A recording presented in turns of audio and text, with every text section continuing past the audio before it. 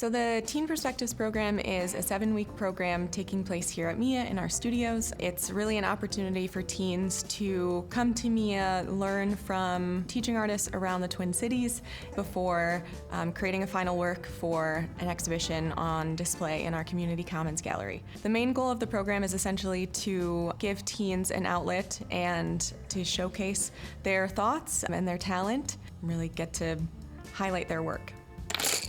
So I think the main idea we've explored so far is like the idea of past, present, and future.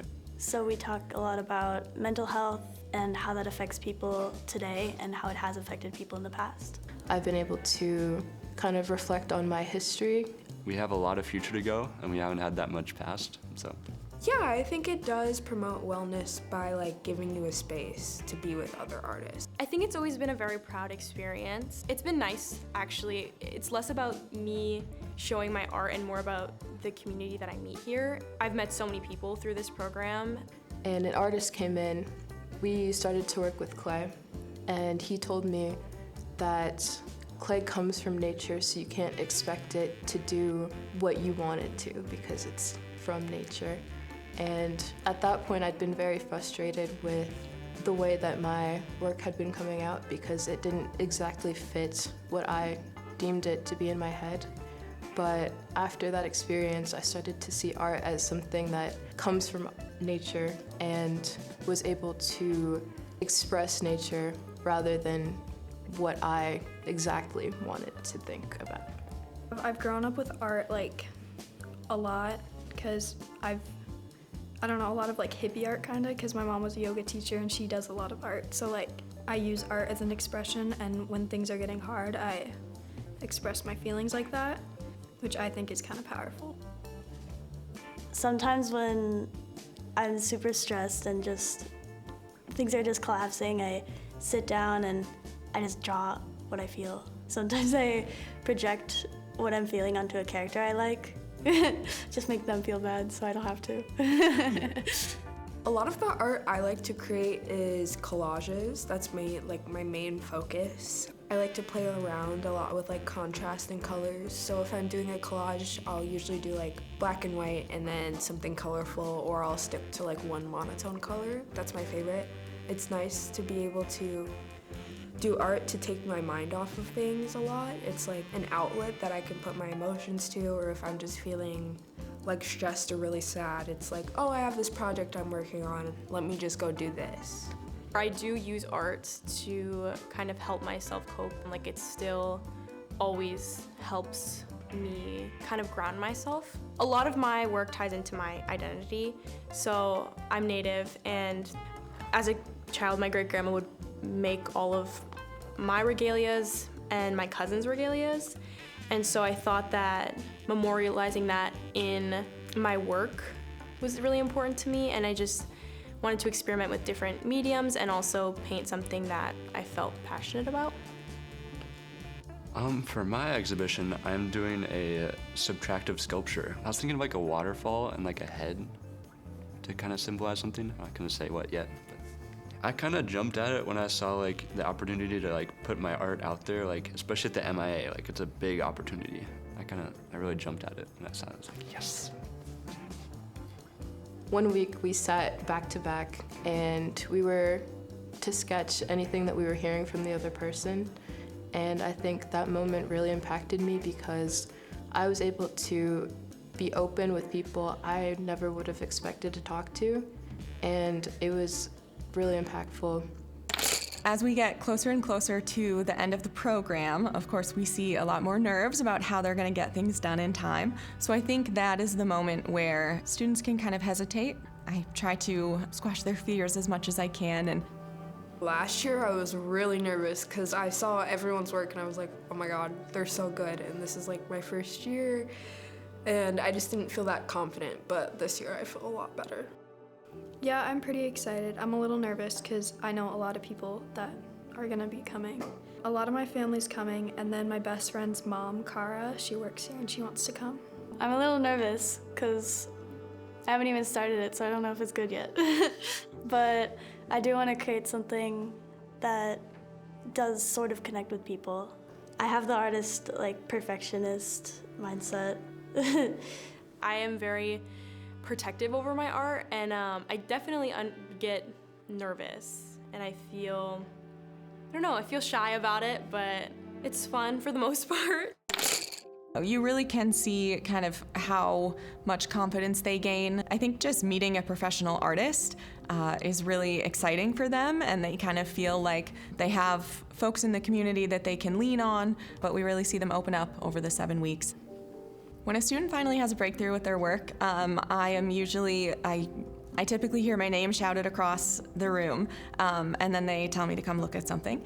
But you really can see the moment that everything clicks for them. One student this year, Charlie, came in not necessarily knowing what medium he was going to use, and after meeting with Shay, one of our artists this year, and working with plaster and doing subtractive sculpture, he instantly knew what he wanted to work with, and he had never done it before.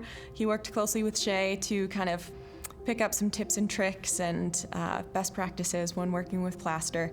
And so you can kind of see the moment that everything comes together and they know exactly what they want to say and how they want to say it. I often see people ask, what's my purpose? What's the purpose of being human? And I think it's just to create. And on top of that, I see people who are nervous to make something, to create art, because they're like, what if it's not good? And I think it doesn't matter whether it's good or not. The purpose of being human is to create something. Like the birds sing, that's just what they do, and we create art. The thing I noticed this the most was African American spirituals. When there were slaves in America, even though life was hard and they don't care about being an artist, but they sang anyway, and it brought them joy. And it was just something they did, no matter whether they were good at it or not. And so I kind of wanted to think about that and have that theme be present in my art. One of the biggest concepts that I'm trying to work through is the idea of connecting the dots through identity. My biggest idea that I have right now is a background of super colorful abstract circles and just stuff like that with a skeleton at the top. I think showing my work here is really powerful for me because I've been going here since I was really tiny. So being able to be in the museum is super special to me. So I kind of see it as an opportunity to express myself. My friends and family have been a huge support throughout all of it, and they encourage me to do it every year. I send them all process pictures and everything, so it's a really good way to connect not only with community, but with my community personally. Yes. I feel inspired by the fact that I may be able to show other people how I feel. So the morning of the exhibition opening, you can kind of feel the entire corridor buzzing. Everyone brings their friends and family and neighbors and aunts and uncles, and they'll kind of race through the corridor and locate their work, take some photos in front of it, take pictures with family in front of it. They just get so excited to see their work in a museum. It means a lot for me to be able to show my work at MIA. I think a lot of people don't get a chance to be in a gallery for a very long time, and there's just so many artists out there and their work doesn't get to be seen or shared. But it's I get this amazing chance to be able to have my work seen and be in an actual gallery, and it looks good on my resume, and it's just important to get our voices heard. I just thought it would be cool. If you're thinking about doing the Teen Perspectives program coming in, I think that you totally should, because it's really fun and you get to meet a lot of people, and you're surrounded by other people who just want to create like you do. And it's awesome.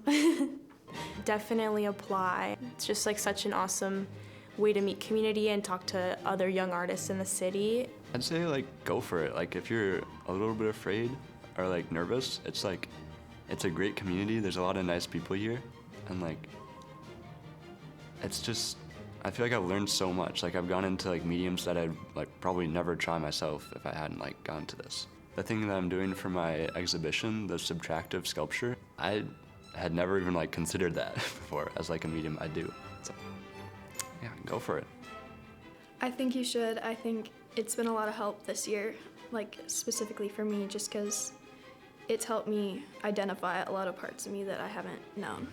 Anyone considering joining Teen Perspectives, I would say that you absolutely should, and you should put yourself out there and experience any experience that you can, even if it isn't the program, any way that you can share your art, or even if you don't want to share your art, to express yourself in any ways that you can. The partnership between MIA and Blue Cross is so important for the students that participate. Essentially, Blue Cross likes to pour back into their community, so they wanted to fund arts programs specifically for teens. They're interested in physical health, mental wellness.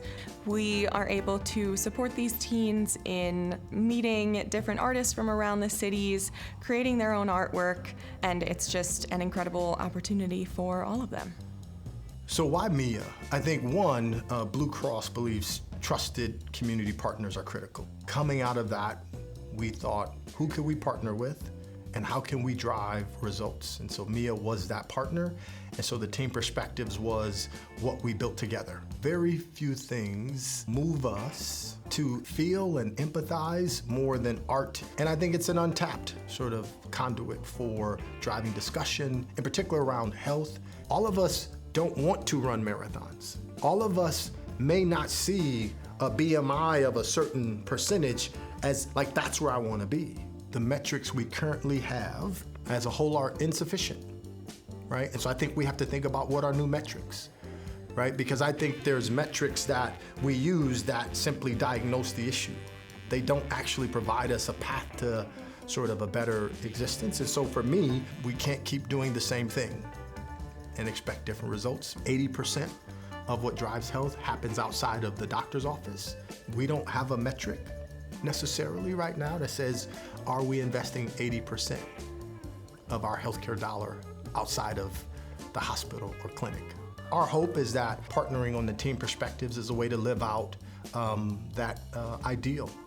Thank you, Blue Cross Blue Shield, for supporting this program once again.